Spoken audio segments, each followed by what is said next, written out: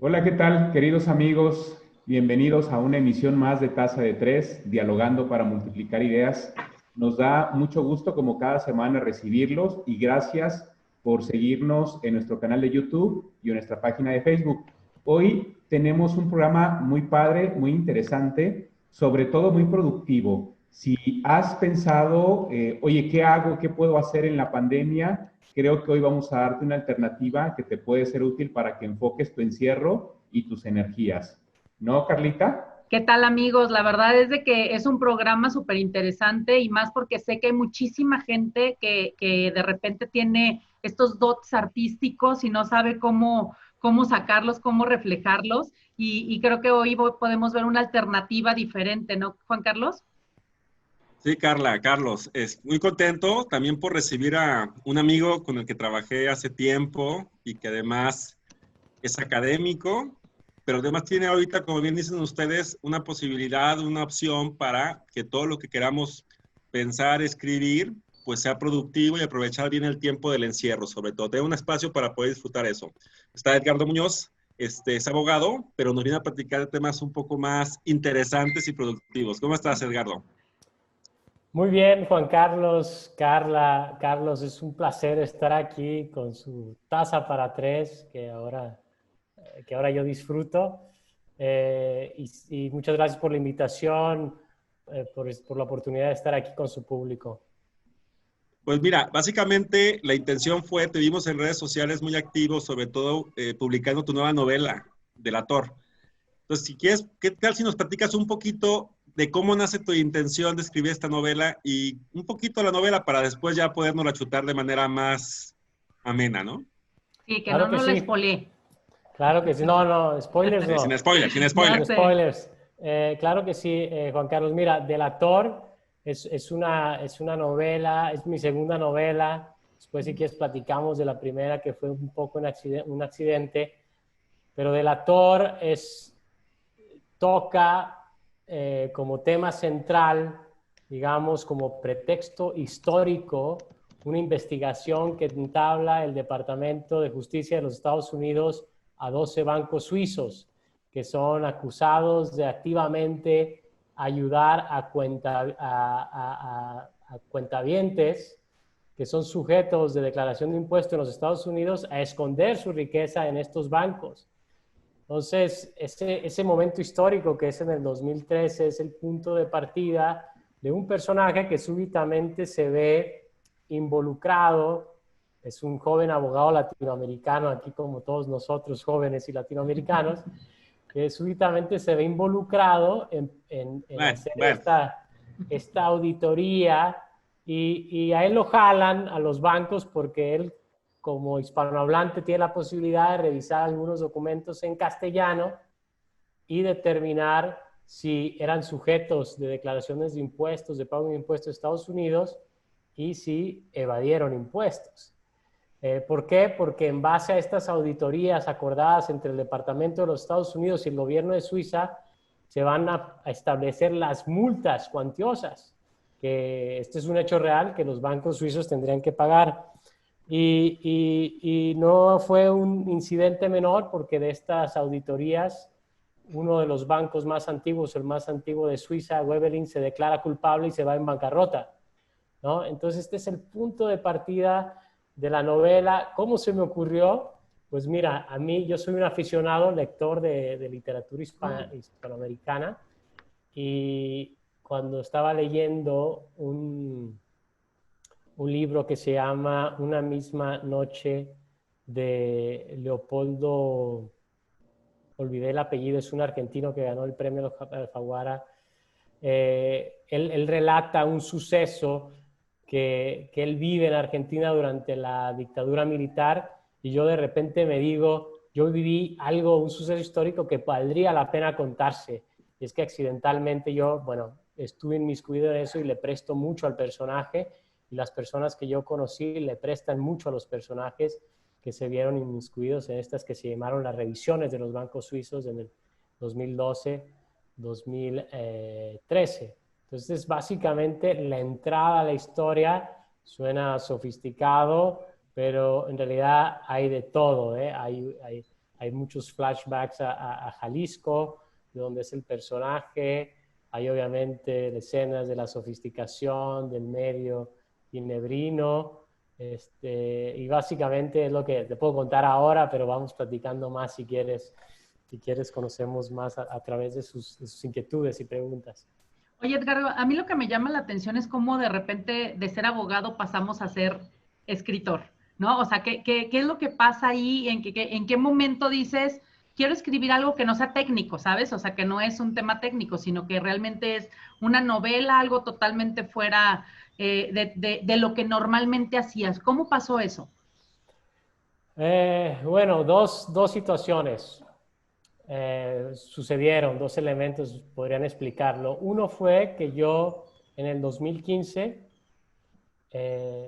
súbitamente decidí que un libro de texto que era sobre la historia del derecho inglés, que es una de las materias que yo imparto, no lo iba a escribir como un texto, un libro de texto tradicional, sino que lo iba a hacer de manera narrativa, y esa fue mi primera novela, que es muy histórica, se llama Un viaje al common law, que fue el primer experimento de la editorial, que si quieren después platicamos un poco, ¿no? Que me publica, es mi gala.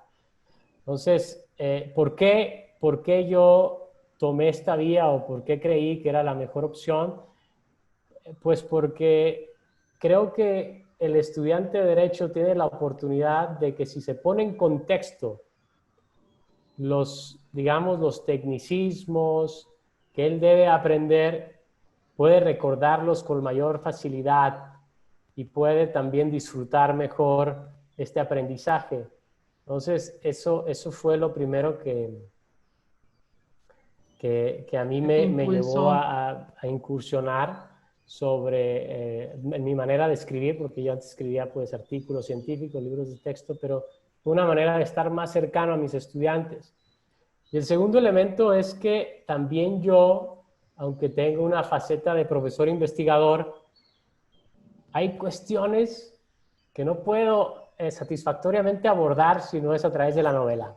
Me di cuenta de eso, ¿no? Porque la novela te permite abordar el derecho desde un punto de vista social, ¿no? La justicia, la injusticia, no de lo que dice positivamente la regla, sino de lo que siente el personaje, los personajes que están viviendo las circunstancias sociales. Entonces, esas son las dos cosas que creo que me han jalado a no solamente investigar, escribir cosas científicas o libros de texto, sino también explorar la vía de la narrativa. Pero a veces pareciera que como que el escribir está como cerrado para un cierto grupo de, ¿no? de investigadores y demás. Y no, o sea, me parece que hay que generar espacios adicionales donde la gente pueda expresarse, ¿no? Y creo que es importante tener un espacio, no sé, como el que promueves de mi gala, ¿no? Sí, totalmente de acuerdo, Juan Carlos. Hay infinidad, bueno, hay muchísima gente que escribe muy bien. Pero como dices, primero se sienten imposibilitados no por sus habilidades, sino por los espacios que existen. Uno piensa que para publicar pues necesitas primero conocer a alguien de Grupo Planeta, Alfaguara, todas estas grandes editoriales y venderle la idea. Pero la verdad es que no necesariamente. Y mi gala, que es este proyecto editorial, se llama Colaborativa entre Escritores, es una buena opción. Hay mucha gente, repito, que le encanta escribir, que forma parte de talleres de lectura, de escritura, de redacción en sus diferentes modalidades, introducción al cuento, novela, poesía, y que lo hace muy bien.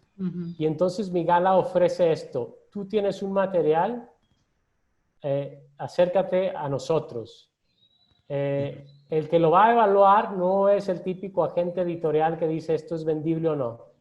Lo va a evaluar los mismos escritores que ya publicaron ahí y el editor principal, que es Hugo Maguey, quien es editor de la Gaceta de la UNAM, de la Gaceta Electrónica de la UNAM, y es un aficionado a la literatura independiente.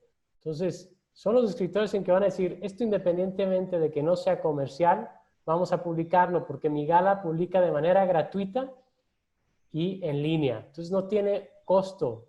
no tiene el costo que se plantea el agente de distribución, impresión, etc. Ahora, Migala también, a través de Amazon, el gigante, te prepara el manuscrito para que pueda ser subido a la plataforma de autopublishing y que sea distribuido en pasta blanda o también en formato Kindle.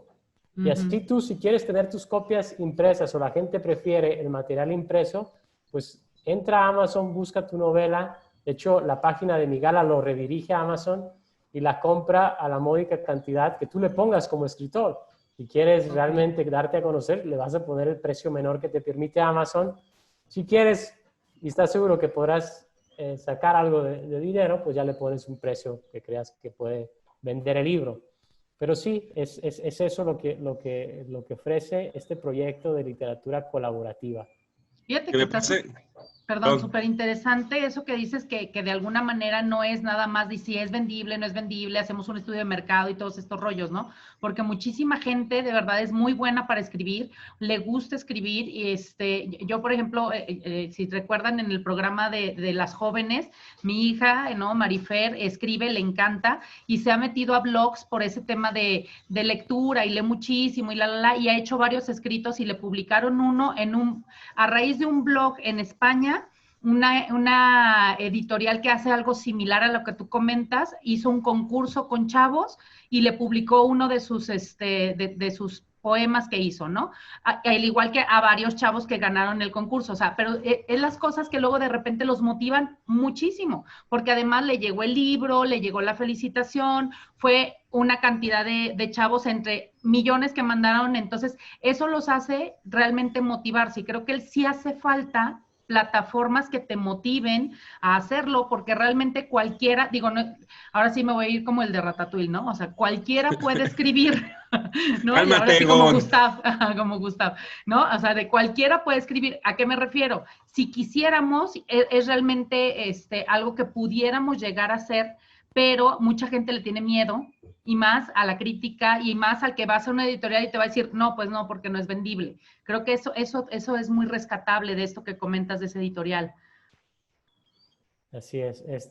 Bueno, no sé, Juan Carlos, ¿querías decir algo? Comento. No, lo que quería comentar es que sobre todo va un poco relacionado, porque aquí hay que decir una cosa. Ahorita Carla habla de su hija, pero también tenemos una escritora en Taza de Tres. Quiero decirles que Carla está a punto de publicar su segundo libro. Carlos no escribe, ¿no? Pero, no, pero explícale a la gente que el tema de Carla es porque no la dejamos hablar lo suficiente, lo que ella... Una vía alternativa es entonces tengo que escribirlo. Seguramente en Migala van a recibir un libro que va a decir mi experiencia en Taza de Tres, ¿no? Mis frustraciones en Taza de Tres, ¿no? Y no, además, pero lo que digo es que Carla ya está desarrollando el lenguaje de señas. O sea, todo lo que no puede escribir aparte no lo es. Pero lo que quería comentar es que cuánta gente, por ejemplo, Carla aprovechó y encauzó muy bien el tiempo en el encierro para escribir, hacer un tema también más técnico. Pero yo me quiero imaginar cuánta gente tiene experiencias por el solo COVID en el que puede dedicar su esfuerzo y su energía en hacer ese tipo de novelas y desarrollar la imaginación. Yo creo que la imaginación y el escribir te permite enfocar bien tu tiempo, ¿no, Edgardo? Sí, sí. Mira, hay dos puntos relacionados. Uno es cierto. Estamos, aún en las librerías, estamos sujetos a comprar lo que se nos presenta enfrente de nosotros, usualmente en el exhibidor. Y aunque son, obviamente, indiscutiblemente, autores súper talentosos, casi siempre son los mismos, ¿no? Y es, por ejemplo, como cuando prendes la radio, pues te tienes que chutar siempre el mismo reggaetón porque es lo que vende, ¿no?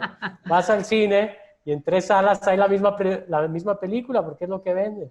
Entonces, este tipo de plataformas permite que la gente publique por su calidad, por el mensaje detrás del escrito, digamos, por su valor intrínseco, no por el hecho de que vaya a vender o no.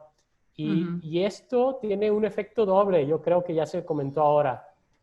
Las personas a las que se les permite escribir en blogs, en este tipo de proyectos colaborativos donde el filtro es realmente la calidad, sigue escribiendo. Y sus lectores son sus conocidos. Y eso provoca que entre más escritores independientes hay, también más gente lee. Porque te voy a decir, yo tengo una tía que es la primera novela que se lee en su vida. O sea que si su sobrino no hubiese escrito Delator, nunca habría leído una novela. Entonces, por el hecho de que conoce el autor, ya se animó a leer. El morbo quizás, ¿no? A ver Sí, qué sí, dijo sí, el sí. sobrino ahí. Y esto es como una avalancha. Más autores independientes, más lectores. Aunque sean familiares, amigos, relacionados, alumnos. Oye, Porque fíjate, Edgardo, yo ujú, quiero preguntarte, digo, me parece sumamente genial, ¿no? Estas alternativas, sobre todo desde la perspectiva, digámoslo así, de terapia ocupacional, ¿no? De quien está encerrado todavía o sale poco y cómo poder canalizar ese tiempo. En uno de los primeros programas, si mal no recuerdo, con Pelón San, él nos recomendaba que escribiéramos. Es decir, oye, te sientes un poco frustrado o encerrado, ok, pues escribe y escribe, o sea, no, olvídate del estilo, o simplemente escribe como una forma, como digámoslo así, un poco de desahogo de las emociones, ¿no? Pero en ese sentido, Ricardo, yo te quiero preguntar si nos puedes compartir un poco tu proceso interno. ¿Tú cómo te sentiste al momento de escribir? ¿Te sentías, no sé, emocionado? ¿Qué emociones o qué ideas pasaban por tu mente? Porque creo que esta parte puede ser muy interesante para los amigos que nos siguen en Taza de Tres, para que pudieran de alguna manera animarse a esta terapia ocupacional o lo que podría a lo mejor el día de mañana ser otra profesión, ¿no? El escribir. Sí. Yo sí estaba muy motivado y quizás sobremotivado al principio. ¿Por qué? Porque yo soy un lector muy aficionado, entonces el tipo de escritura que yo hice es el tipo de libros de, digamos, eventos contemporáneos latinoamericanos que usualmente leo, ¿no? Me chuto todos los premios que hay, si se puede decir, el comercial de Alfaguara, todos esos escritores. Entonces yo sí estaba muy motivado al principio y yo sentía que podía hacer un producto similar. Una vez que uno empieza, las cosas cambian totalmente, porque una cosa es la idea y otra cosa es dominar el arte de la narrativa. Y eso solamente se hace con constancia y dedicación, ¿no? Fui 1 año y medio a una de estas escuelas que hay, a SOGEM, se llama SOGEM, la Escuela de Escritores de Guadalajara, y ahí conocí a mucha gente y aprendí de mucha gente. De hecho, mi primera profesora es la que más me impulsó a seguir escribiendo. Ella decía, esta es una muy buena historia, tienes que trabajar la manera en que la planteas, tienes que trabajar más los personajes, pero lo más difícil lo tienes dominado. Entonces, es un proceso de que hay que dedicarle tiempo, horas, y que hay que estar muy entusiasmado. Hay que estar convencido de que lo que estás escribiendo vale la pena ser leído. Y, y, y por otro lado, creo que el valor intrínseco que tú mencionas no tiene precio, porque mientras tú te esfuerzas por escribir, por ordenar tus ideas, en algunos tipos de escrito, por sacar tus sentimientos, ¿verdad? Pues esa es una terapia, y esa es la terapia que tú mencionas, el invitado de las primeras reuniones comentó. Eso te permite en algunas ocasiones aceptar eventos de tu propia vida y aceptarte a ti mismo, quizás. Yo en esta novela El Ator le presto bastantes cosas, episodios de mi infancia, porque el personaje tiene muchos flashbacks a su infancia y a lo que él vivió, porque la auditoría lo pone en un estrés muy grande, especialmente, sin hacer spoilers, la posibilidad que él devele cuentas bancarias, nombres, números de cuentas al IRS, que es el Departamento del Tesoro, para obtener una recompensa. Entonces eso lo mete en mucha presión y hace que en retrospectiva él se dé cuenta quién es y por qué llegó allá. Y para mí también, lo debo de confesar, fue una gran terapia Sí. biográfica, sí. Sí, de hecho los psicólogos incluso recomiendan la escritura, como decían, incluso llevar un diario o nada más escribir, ¿no? Justamente es una forma de sacar las emociones, los sentimientos, las ideas y como decía Carlos, ¿no? Lo que nos decía Pelonzán, déjalas fluir, no importa que no tengan una lógica o un sentido aparentemente, pero hay quien de eso que ha escrito sin sentido tarde o temprano le encuentra el sentido y lo puede ligar y entonces lo puede empezar a pulir, ¿no? Muchas veces personas, digo, yo tengo un par de amigos que también han escrito novelas y que justamente dicen, empezó como una terapia y terminó siendo pulido para acabar en una novela, ¿no? Digo. Sí.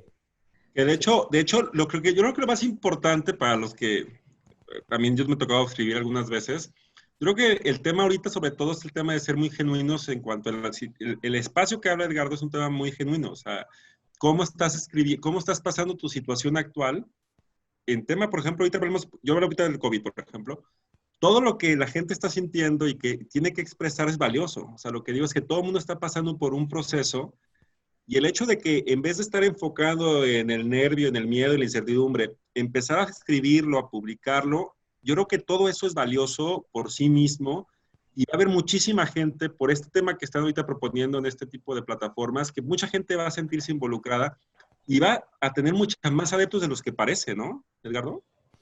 Sí, creo que tocas un punto muy importante, Juan Carlos. Estamos viviendo momentos históricos únicos que probablemente esperemos no se repitan. Por favor. Y que son momentos que vale la pena registrarlos.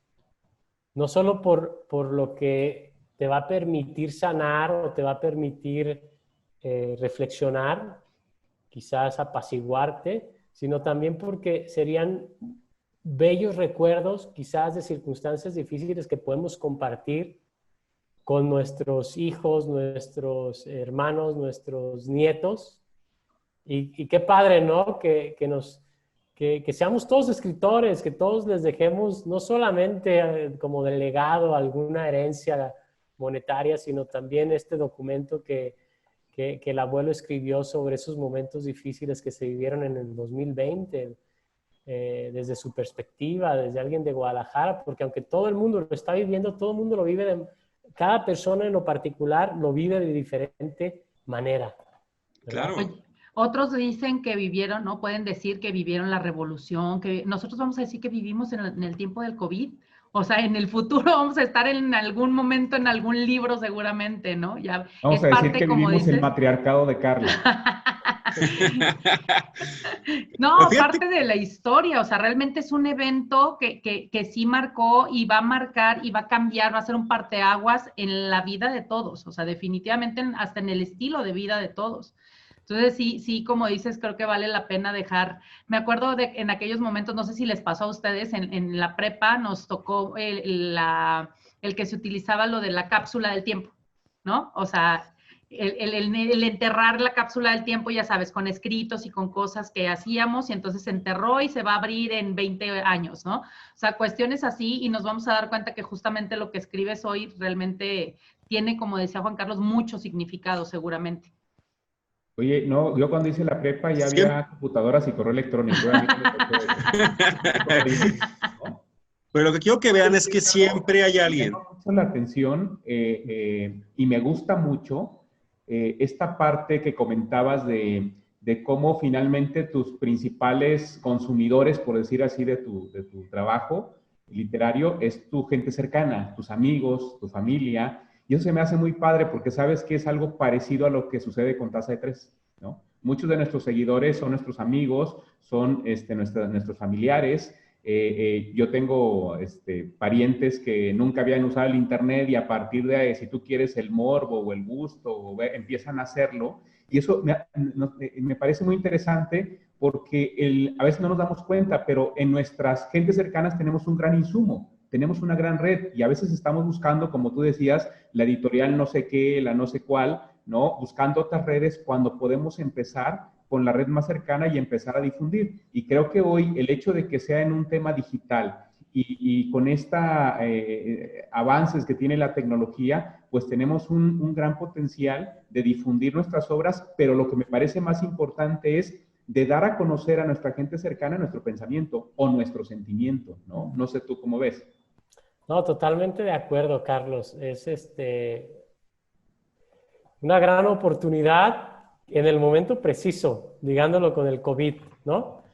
Porque aunque estamos distanciados físicamente, nuestros conocidos, familiares, nuestras personas más allegadas están atentos a lo que hacemos, contribuimos con su pasatiempo, su día a día.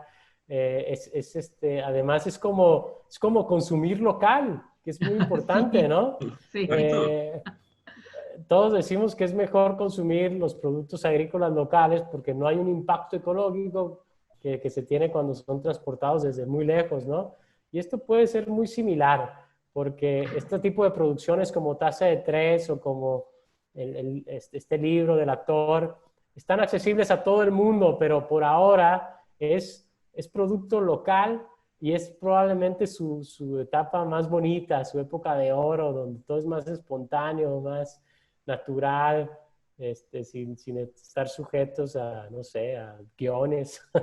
Aquí se ve que nadie está sujeto a ningún guión. Ni patrocinios. Fíjense que yo lo que quiero decir es que lo que más importante para la gente que nos escuche es que siempre hay alguien que te quiera leer. O sea, eso es bien interesante. Siempre hay alguien que te quiera leer. Ahorita, como bien decía ahorita Carlos, Taza de Tres así empezó como un proyecto que era lo mismo, cómo desahogar, cómo dar mensaje positivo a la gente, y tenemos buena respuesta, nos la vamos creyendo, digámoslo así. En el tema de la escritura es lo mismo. Si le pierdes el miedo a escribir y empiezas a enfocarlo a la gente más cercana, te vas a dar cuenta del impacto que tienes en las personas porque se van a sentir involucradas. O como decía Edgardo, es un antecedente de tu vida de conocer un poco más de Juan Carlos, un poco más de Carlos, un poco más de Carla, ¿no? Yo tengo una experiencia, por ejemplo, con mi esposa, que ella siempre cuando habla, por ejemplo, de su abuelo, ella siempre le gustaba mucho cómo escribía su abuelo unas cartas sobre su vida. Son cartas de hace 30, 40 años. Pero es algo que siempre en la familia de mi esposa y yo lo lees y es un gran mensaje. O sea, la gente, si pierde ese miedo, tiene un impacto, necesariamente. Ya después puedes ir evolucionando como Edgardo, a escribir más y más y más, pero por eso tiene que empezar, ¿no, Edgardo? Sí, totalmente de acuerdo. Ahora que lo dices, no es lo mismo que nosotros vayamos, por ejemplo, a un libro de historia y veamos acontecimientos que usualmente son políticos, guerras, algunos sí son acontecimientos sociales, y los leemos y nos informamos y listo. Pero esos acontecimientos históricos de nuestros antepasados, por ejemplo, las cartas, son los que más nos marcan porque nos dan identidad. Y entonces creo que ahí está el gran valor, escribir como terapia, pero también escribir como terapia, digo necesidad, porque la mayoría de los escritores están de acuerdo en que ellos escriben por necesidad. Ningún escritor comienza ganándose la vida de escritor. De hecho, la gran mayoría de los escritores nunca vivieron y no viven de las regalías de los libros, viven de otras actividades paralelas. Pero también es eso, el legado que das a tu familia, ahora que dices de María José, ¿verdad? ¿Se llama María José? ¿Tu esposa? Sí. Yo también tengo un bisabuelo que fue asesinado y hace poquito un tío en una reunión de Navidad trajo el reporte del Ministerio Público de las circunstancias en las que fue asesinado en Arandas. Y eso fue para todos nosotros más importante que haberse chutado la enciclopedia Salvat o el libro de la historia de México de Enrique Krause, bueno, lo que ustedes quieran, ¿no? Porque eso es algo que nos impactó a los abuelos, impactó a los padres y hasta a los nietos saber que su bisabuelo había muerto en tales circunstancias. Oye, platícanos un poquito más acerca de, ahorita los que nos están escuchando y de repente a lo mejor más de uno ya ha escrito algo o trae la cosquillita de escribir algo, ¿cómo pueden acercarse a este tema de la editorial? ¿Cómo funciona Migala? ¿Cómo se llama? ¿Migala? Migala, correcto. Sí, mira, es súper simple, Carla.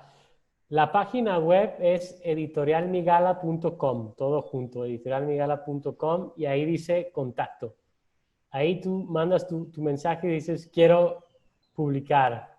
Y inmediatamente te van a contactar de vuelta y van a empezar a dialogar, que son las personas que están más, digamos, ligadas al trabajo de edición, que es, como te digo, Hugo Maguey y Jorge Santibáñez, que son los que trabajan en la edición. Yo los apoyo un poco como consejero abogado en temas de propiedad intelectual. Pero también hay que decir esto, aprovechando el tema de propiedad intelectual, los autores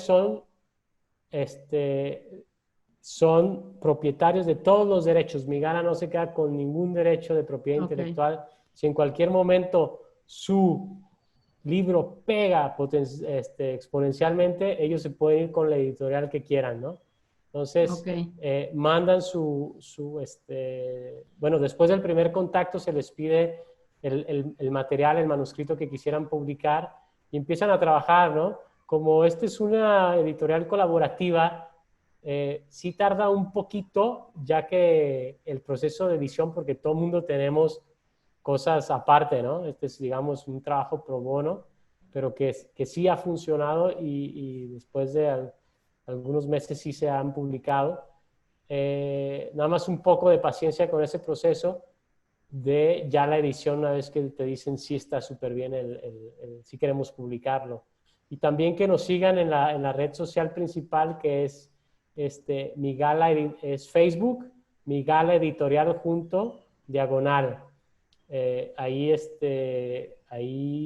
bueno, podrán ver posteos relacionados con la editorial, tienen muchos contactos con otras plataformas del mismo tipo en el sentido que son también abiertas para publicar. Entonces, por ejemplo, en la página de Facebook de Migala puedes ver Literoblastos, que es una comunidad de aquí de Guadalajara súper activa también publicando en web. Literland, o sea, Migala no está sola, ahí verás que hay un chorro de gente que quiere propiciar la escritura y la publicación de autores independientes. Y bueno, así es, la invitación pues es esa, ¿no? Que sigan redes sociales y también consulten la página de Migala con los libros que se han publicado hasta ahora y contacten a los editores principales para que den una valoración de su trabajo. ¿Y tu libro dónde lo encontramos? Me da mucho gusto porque es lo que iba a preguntar. Ahí mismo, sí, en la editorial, ahí está descarga gratis, es igual, editorialmigala.com. También en Amazon, si buscan Delator, está para la pasta blanda. Si prefieren comprarlo en pasta blanda, pueden hacerlo en Amazon. Lo único es que como Amazon, no sé si han visto, pero Amazon imprime en Estados Unidos y envía a México. Entonces, en estos casos sale más caro el envío que la impresión, pero de todos modos está en un precio de mercado yo pienso que ya con el envío de 250, 275 pesos. El libro en Amazon en realidad cuesta 150 pesos, pero con el envío se incrementa. Y ese precio es el mínimo que requiere Amazon. La verdad es que los autores, yo he decidido no ganar nada porque lo que me interesa es esto, es crear esta red, ser leído por la gente que quiera leer, ¿no? Y ya. Me da mucho gusto porque el tema era hablar un poquito de libros publicados por escritores de medianoche, que es un poco el tema, ¿no? No me enfoco a la escritura, pero lo hago y tengo el espacio para hacerlo. ¿Cuánto tiempo te tomó hacer Delator? La verdad es que poco. El primer borrador lo hice como en 4 meses. Una vez que yo ya tenía la idea, ¿no? Muy masticada. Sí, lo hice y muchos prestado autobiográfico, entonces fue muy, muy rápido. Lo que sí es el proceso de como ya dijeron, pulir, me tomó pues Sí. un año, ¿no? Un año ir y venir y lo sometí a mis conocidos, a los que sabían de literatura y a los que no, algunos alumnos cercanos y bueno, me iba llenando de ánimos cuando era positiva la retroalimentación. Y como les digo, quiero mencionar a Alejandra Maravales, que que fue mi profesora ahí en SOGEM, que ella fue la principal impulsora para que yo siguiera escribiendo, y ella me revisó y me orientó muchos de los capítulos de los que se compone esta novela. Ahora, a la gente que, por ejemplo, nunca ha escrito, Edgardo, y quiere empezar a escribir, Ahora tú me la robaste. ¿qué le recomiendas? ¿Cómo una persona puede empezar a escribir? ¿Cuáles son algunos tips que les puedas brindar? Pienso que todas las personas que quieren escribir pueden hacerlo. La verdad es que no se le ocurre a cualquiera el deseo de escribir, es porque él siente que le hace bien escribir y le gusta lo que escribe, ¿no? Eso es lo más importante. Aunque no le guste a los demás, pues eso ya es accesorio. Entonces, mi principal recomendación es, como en todo, ponerte a escribir. Escribe lo más que puedas, el género que te guste. Después, escucha a los que saben, ¿no? Toma consejos, inscríbete a cursos, a talleres. Hay muchos chicos en los talleres de aquí de Guadalajara que son súper buenos escritores y no se animan a publicar. Otra es, la verdad es que el buen lector dicen que es buen escritor, y sí es cierto, porque inconscientemente vas adquiriendo esa visión espacial de cómo tiene que ir construida la historia, ¿no? Escribir algo requiere eso, esa secuencia, ese trabajo del personaje. Y tú puedes tener una historia en tu cabeza muy buena, pero ponerla en papel ya dominando una manera clara es diferente. Y creo que leyendo el género que a ti te gustaría escribir, puedes cada vez más conseguirlo. Hay muchos autores súper vendidos, ya consumados, que no son de medianoche como yo, muchos de los que hay, que dicen, las primeras cosas que escribimos son copias de lo que leemos, pero es inevitable.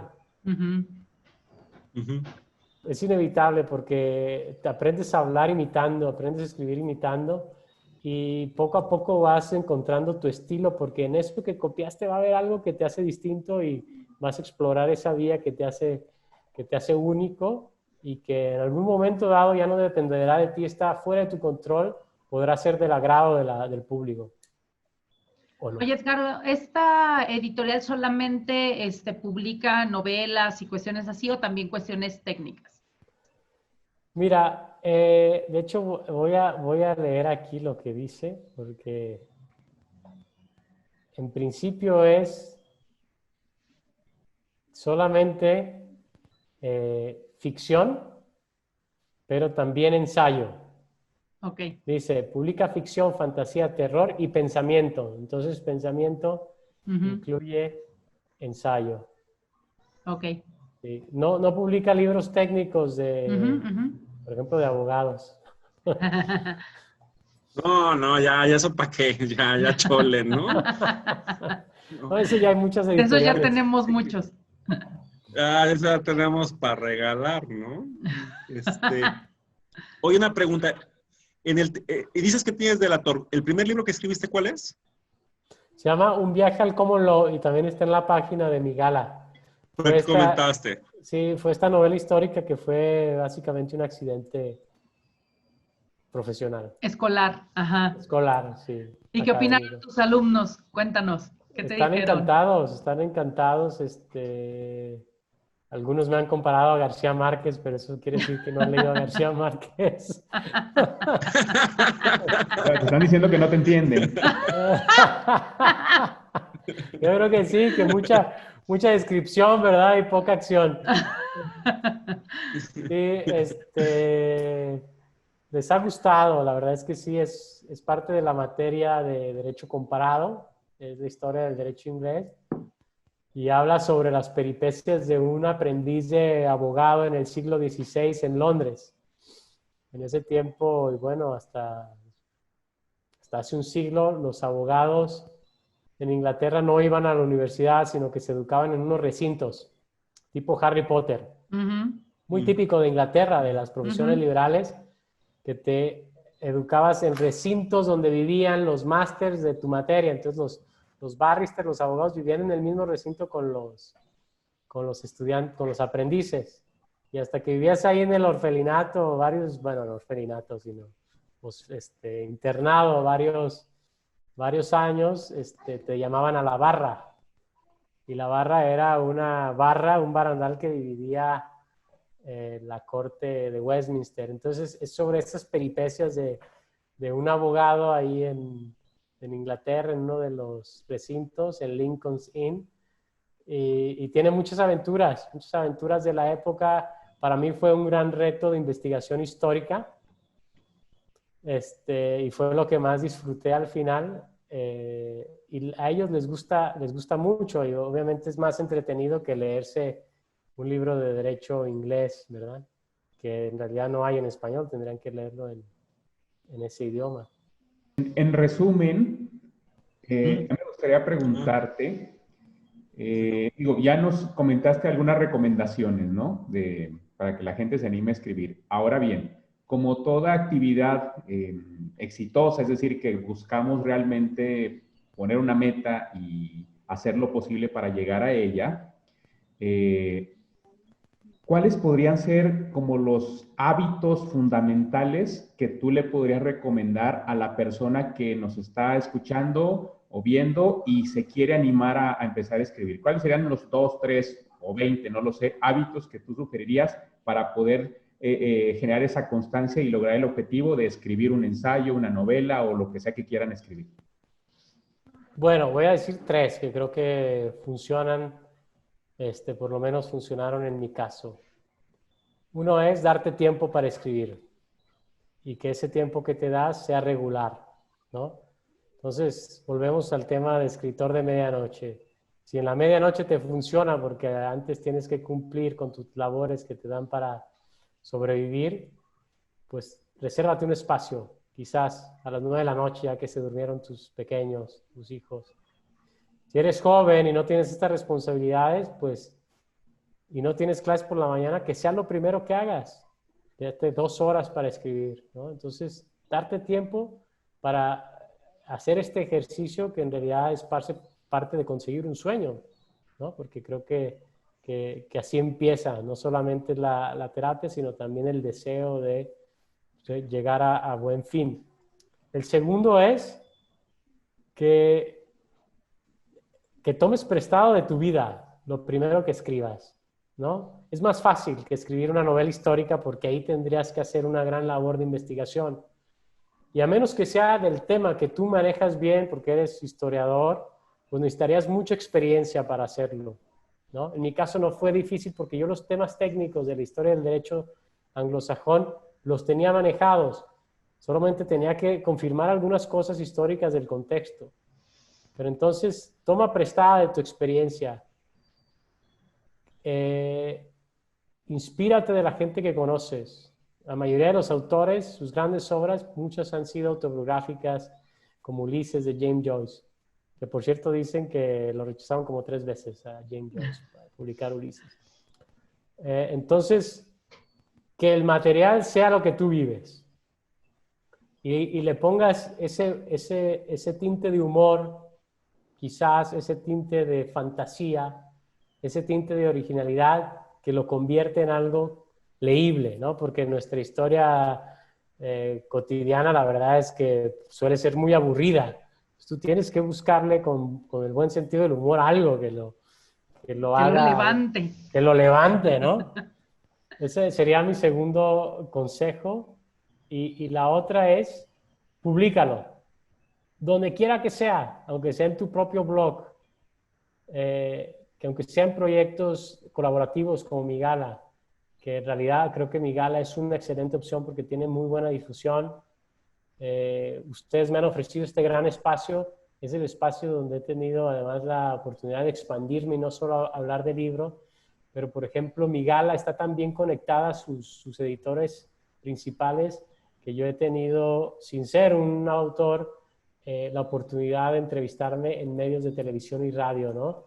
Entonces, la verdad es que ya viví mis 5 minutos de escritor con estas entrevistas y el deseo de decir saludos a mamá. Y entonces, aunque no sea mi gala, cualquier proyecto, públicalo porque tú te sentirás satisfecho. Y después de esa, sigue escribiendo. De hecho, lo mejor es terminar, pero si tienes algo ya a mitad, empieza a tomar las notas desde de tu siguiente obra y continúalo, públicalo y déjalo para aquellos que quieren leerte en realidad, ¿no? Y que digamos que, pues a los que les dejarás esos recuerdos o esas fábulas que tu imaginación creó. No, pues Edgardo, de verdad, muchísimas gracias por los tips, por los comentarios y sobre todo el transmitirle a la gente que no tenga miedo. Creo que esa es la base, ¿no? O sea, el no tener miedo ni a la crítica, ni a nada. Si estás escribiendo y como dijiste, te gusta a ti, eso es lo importante y el empezar a hacerlo porque seguramente muchos de los que nos están escuchando han traído en algún momento esa cosquillita y no lo han materializado y qué padre que puedan tener una plataforma que nos ofreces el día de hoy en donde puedan hacerlo, ¿no? Muchísimas gracias por lo que nos dejaste el día de hoy y fíjate que me quedo con que creo que nunca le he mandado saludos a mi mamá. Entonces, creo que no les hemos mandado nunca saludos. Pues bueno, ¿qué onda, ma? Gracias por seguirnos.